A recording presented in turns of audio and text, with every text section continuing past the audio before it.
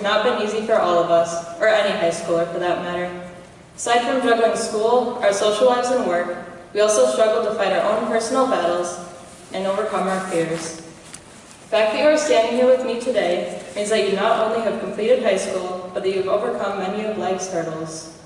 It also means that despite the hardships that you've endured up until this point, you never gave up. For that, I am proud of every single one of you. With that said, I would like to share with you something that I realized in our last few weeks at the Wassa EGL Academy. I realized that the downfalls we've experienced in high school do not define our future. Downfalls can be in the form of an experience or person in your life. They may have had a huge impact on our lives, but we cannot let them hold us down. Instead, we must use these downfalls as a reason to grow and to learn. And afterwards, we must let go of the negativity that they have brought to us. If we hold on to these downfalls, we may miss our opportunity to learn from them. We must also detach ourselves from the people who try to control us and hold us back. I encourage all of you to learn from these experiences and let go of what held you back in high school. Be the person that you want to be, not the person that you think you have to be, or the person that somebody else wants you to be. My sophomore year at Tomahawk High School, I had an English teacher named Mr. Stephan. He was unlike any teacher I ever had. He encouraged his students to be creative and reflect their personalities in their work. One day, I spoke with Mr. Stephan about transferring schools. I explained to him that I felt as though people were holding me back from my true potential. He told me that if there was an opportunity to make a change in my life for the better, I should take it. At the beginning of my junior year, I transferred to the Wassa EGL Academy.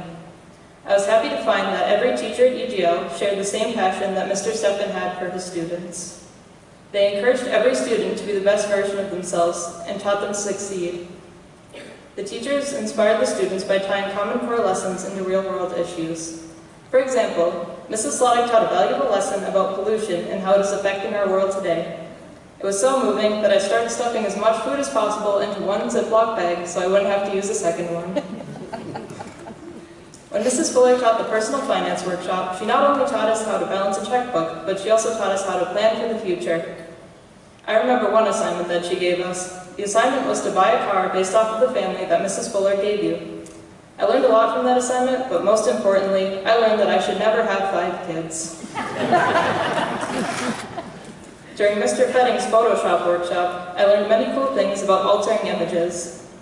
Thanks to Mr. Fetting's lesson on body swapping, I was scarred by the image of Mr. Fetting's head on Lady Gaga's body. Though I may be graduating, the lessons and guidance that Mr. Stephan and the EGL teachers have given me will without a doubt stick with me forever, and for that I cannot thank them enough. So, fellow graduates, I urge you to carry on the passion and encouragement you have found here at EGL. Be the creator, be the inventor, be the light for someone else. Take what you have learned here and go into the world and make a difference. Thank you. And